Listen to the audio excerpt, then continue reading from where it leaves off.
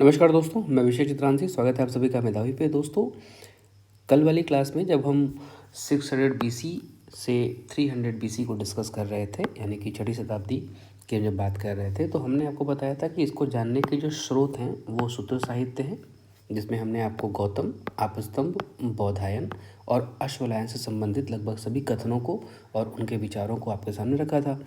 उसमें मैंने आपको एक और चीज़ बता रखी थी, जिसमें मैं बोला था कि आपको हम इस पर अलग से वीडियो बनाएंगे। वो जो टॉपिक है वो है धर्मशास्त्र और स्मृति ग्रंथ, जो इसके स्रोत हैं। स्रोत एक तो सूत्र साहित्य था, दूसरा था धर्मशास्त्र और स्मृति ग्रंथ। इन स्रोतों पर चर्चा बाकी रह गई थी, तो उन्हें हम आज और अभी देख लेते हैं। ध्यान रखिएगा, इसमें बहुत सारे आपके जो पुरानी कल्पनाएं हैं वो आपकी छीड़ हो जाएंगी और आपको नई कल्पनाएं यहाँ से देखने को मिलेंगी, जो कि आपके सामने बहुत सारे ऐसे कथन आएंगे जो झकझोर के रख देंगे आपको। तो आइए देखते हैं। देखिए, मैंने यहाँ पे एक रफली एक आइडिया मैप यहाँ पे भारत का बना रखा है मैंने, और इससे मैं आपको ये समझाने का प्रयास करूँगा कि किस टाइम पे क्या चीज़ें कहाँ कहाँ से शुरू हो रही थी। देखिए, उत्तर भारत में ब्राह्मी लिपि का विकास 500 BC से 400 BC के आसपास शुरू हो गया था, और इसी समय वेदों का लेखन का भी समय माना जाता है। और वेदों की जो लिपि है वो है ब्राह्मी लिपि है, और भाषा वेदों की क्या है वो है संस्कृत। कंफ्यूज नहीं होना है, मैं कह रहा हूँ 500 BC से 400 BC तक जो ब्राह्मी लिपि का शुरुआत हुआ, इसी समय वेदों के लेखन का भी दौर था। और वेदों की जो लिपि है वो है ब्राह्मी, और वेदों की जो भाषा है वो है संस्कृत। अब जो वेदों की लिपि ब्राह्मी है, ब्राह्मी लिपि से जो विकसित हुई एक नई लिपि, उसको बोलते हैं सिद्ध मातृका। कंफ्यूज नहीं होना है ज़रा भी, बस साथ में मेरे चलते रहना। आप चाहें तो इसे नोट्स बना लें। तो ब्राह्मी लिपि से जो विकसित हुई भाषा वो रही सिद्ध मातृका। सिद्ध मातृका से जो विकसित हो रही है उसे हमने कहा कीलाक्षर, और कीलाक्षर से जो बनी उसे बोलते हैं देवनागरी, जिसमें हम लिख पढ़ रहे होते हैं। ठीक है, देवनागरी भाषा का जो प्राचीनतम साक्ष्य है वो 7वीं सदी पूर्व का है। और क्या साक्ष्य मिलता है कि यहाँ पे गुजरात के राजा जय सिंह का हस्ताक्षर देवनागरी लिपि में किया हुआ मिला है। ठीक है, अब आइए साथ ही साथ यहाँ भी देख लीजिए, हम मिडिल एशिया की बात कर रहे हैं, मध्य एशिया की बातें कर रहे हैं। यहाँ अफ़गानिस्तान और जितने भी तान हैं, ताजिकिस्तान, अफ़गानिस्तान, ये सभी एरिया वाले क्षेत्र हैं। इसे यहीं पे जो है कि अरामाइक और खरोष्टी लिपि का विकास हुआ। इसका भी टाइम पीरियड 500 BC है। और ये जो अरामाइक और खरोष्टी लिपि है ये दाएं से बाएं लिखी जाती है। ब्राह्मी लिपि में आपको एक चीज़ और देखिएगा कि इसी के साथ ही रामायण का लेखन भी चल रहा था। जो वेदों का लेखन का समय है ना, इसी समय जो है कि रामायण के लेखन का भी काम चल रहा था, और इसकी भी टाइम पीरियड निकल के आई है 500 BC से 400 BC, जो कि आपने यहाँ पहले ही देखी कि ब्राह्मी लिपि 500 BC से 400 BC के आसपास निकल के आ रही है। महाभारत का जो टाइम पीरियड है वो 400 BC से 480 तक का है।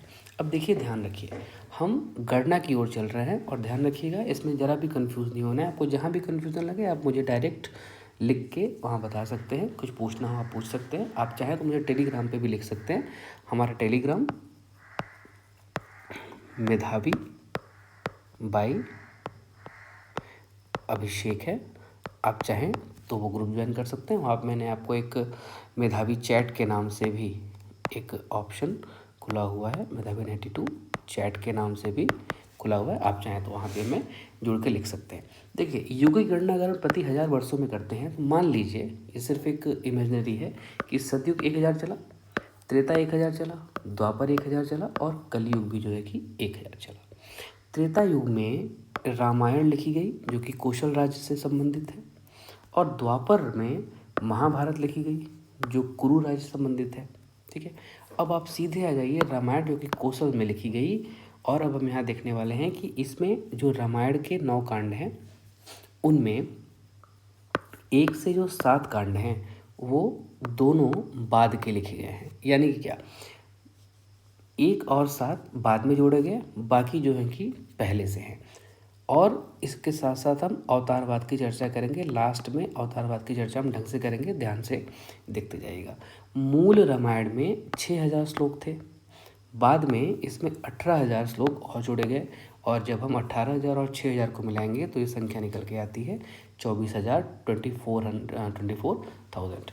तो वर्तमान जो रामायण है उसमें कुल श्लोकों की संख्या पूछी जाएगी तो क्या उत्तर निकल के आएगा? 24,000। वर्तमान रामायण में 24,000 श्लोक विद्यमान है।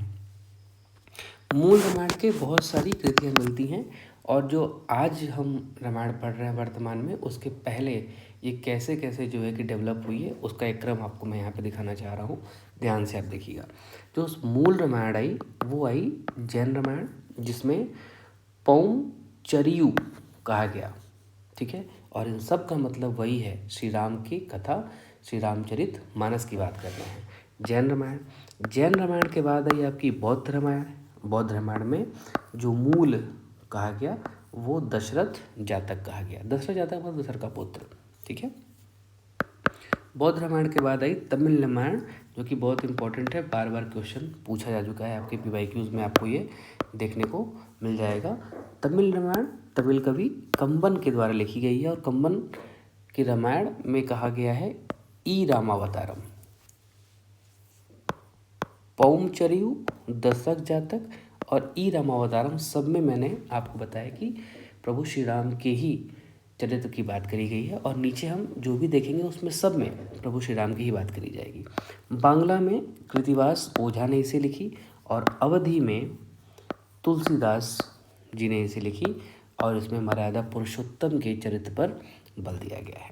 अब देखिए, एक जो महत्वपूर्ण शोधार्थी हैं JL ब्रैकिंगटन, इन्होंने 1984 में शोध किया, और उन्होंने पाया कि अगर हम ढंग से इसको समझना चाहते हैं रामायण को, तो इसे हम 5 भागों में बांटकर देख सकते हैं।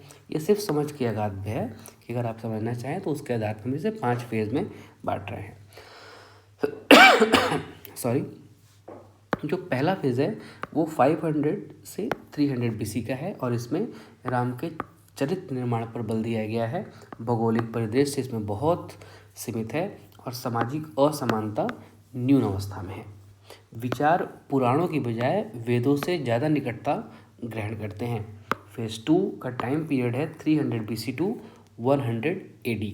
ध्यान से रखिए, जो यहाँ पे चरित्र निर्माण हो रहा था, अब उसी चरित्र निर्माण को देवत्व बनाने पर बल दिया जा रहा था। ग्रंथ की साहित्यिक अभिव्यक्ति क्या थी? वो बिल्कुल परिष्कृत शुद्ध थी।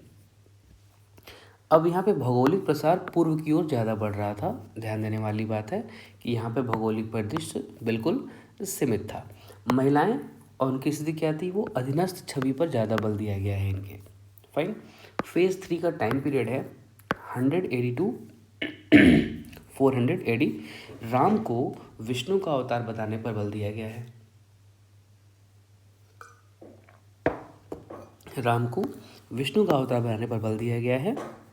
शिव विष्णु की उपासना पर बल दिया गया है यहाँ पे, यानी कि यहाँ पे शैव और वैष्णव मतावलंबियों को ज़्यादा प्रोत्साहन दिया गया है। इंद्र के साथ अग्नि आदि जो प्राकृतिक देवते, इनका महत्व यहाँ पे कम होने लगा है, और वर्ण व्यवस्था तथा अस्पृश्यता पर ज़्यादा बल, ज़्यादा जोर दिया गया है। पहला और 7वां कांड यहीं पे जोड़े गए हैं, यानी कि तीसरे फेज में, यानी कि 180 टू 400 AD। मैंने शुरू बताया ना आपको कि जो सबसे पहला वाला था, मैंने आपको बताया यहाँ पे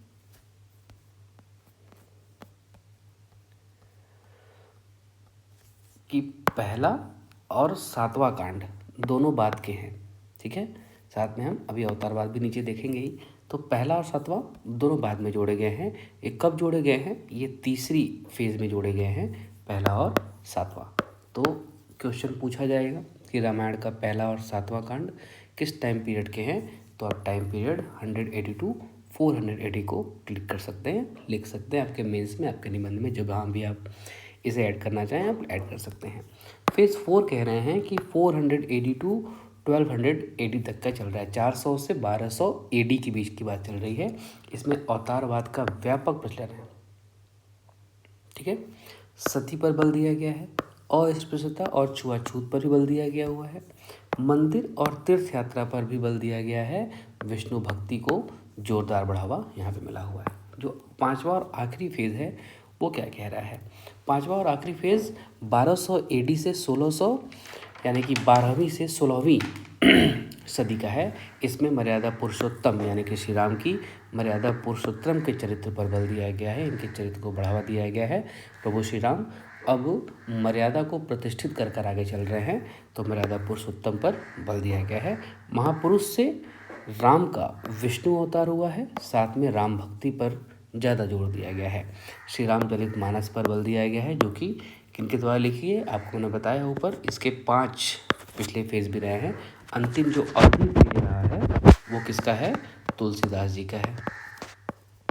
ठीक है, और जो आज का जो तुलसीदास जी का अवधि हम रामायण पढ़ते हैं, और जो फेज़ 5 है 1200 से 12वीं सदी से 16वीं सदी तक का वर्तमान फेज़ यही चल रहा है। लेकिन आपको एक और चीज़ यहाँ पे ध्यान रखना है कि जो महाकाव्य काल है, महाकाव्य काल तक नास्तिक संप्रदायों का उदय हो गया। ठीक है, नास्तिक संप्रदायों का उदय हो गया था। इन नास्तिक संप्रदायों में भौतिकतावाद का प्रचलन था। भौतिकतावाद संबंधित जितने भी संप्रदाय हैं जो सूत्र साहित्य में वर्णित थे और अलग से जो कि जातक कथाओं पर आधारित थे, उन सब को मैंने आपको एक अलग से क्लास रिकॉर्ड करके आपको वो भी समय से मिल जाएगी। इन नास्तिक संप्रदायों में भौतिकतावाद का बहुत प्रचलन था और प्रत्यक्ष रूप से दिखाई पड़ रही वस्तुओं का अस्तित्व स्वीकार किया गया। बौद्ध ग्रंथ महाबोधि जातक में 5 दार्शनिक संप्रदायों का उल्लेख है। 5 दार्शनिक संप्रदायों का उल्लेख है। कहाँ? महाबोधि जातक ग्रंथों में। मैं इसकी डिटेल व्याख्या करूंगा आपके दूसरे वीडियो में, जो कि बहुत इम्पोर्टेंट है, उसे ध्यान से देख लीजिएगा और इससे कनेक्ट करके देख लीजिएगा। मैं क्या कह रहा हूँ? 5 धर्म संप्रदायों का उल्लेख है। कहाँ पर? महाबोधि जातक में। ये बहुत इंपॉर्टेंट है, अलग से इसकी वीडियो आएगी, आप ध्यान रखिएगा। बहुत इंपॉर्टेंट क्वेश्चन है, वहाँ से क्वेश्चन सीधे पुटअप भी होते हैं। ठीक है, और ध्यान रखिए मैं और क्या कहना चाह रहा हूँ आपको। महाबोधि जातक में 5 मिल रहे हैं आपको दार्शनिक संप्रदाय। और एक देखिए, एक है ब्रह्मजाल सूत्र। ब्रह्मजाल सूत्र नामक ग्रंथ से 62 यानी कि 62 दार्शनिक संप्रदाय का उल्लेख मिल रहा है। ठीक है, और देखिए जैन ग्रंथ सूत्र कृतांत, इसमें जो है कि 363 दार्शनिक संप्रदायों का उल्लेख है। सूत्र कृतांत में 363 दार्शनिक संप्रदायों का उल्लेख है। ब्रह्मजाल सूत्र में 62 दार्शनिक संप्रदायों का उल्लेख है। मैंने बताया कि महाबोधि जातक में 5 दार्शनिक संप्रदायों का उल्लेख है, जो कि महत्वपूर्ण है। इसकी वीडियो कल आपको मिल जाएगी, बहुत इंपॉर्टेंट है, इसको ध्यान रखिएगा। सीधे क्वेश्चन यहाँ से आपको मिल जाते हैं। ये 5 दार्शनिक संप्रदायों की मान्यता भिन्न प्रकार की थी। ठीक है, तो आप ध्यान रखिएगा कि चूँकि ये ब्रह्मजाल सूत्र में 62 दार्शनिक संप्रदाय हैं, तो इन्हें कवर करना मुश्किल है। जैन ग्रंथ में जो सूत्र वृत्तांत है, वहाँ पे सूत्र कृतांत है, वहाँ पे 363 दार्शनिक संप्रदाय मिले हैं। तो इन सबको जो है कि डिटेल कर पाना थोड़ा मुश्किल सा है, और इससे क्वेश्चन भी आपको बहुत ज़्यादा मिलने नहीं है। पर इन दोनों के साथ साथ ये जो महाबोधि जातक में 5 दार्शनिक संप्रदाय मिले हैं, ये अति महत्वपूर्ण श्रेणी में है। इसकी वीडियो आपको कल मिल जाएगी। आज के लिए इतना ही, मिलते हैं।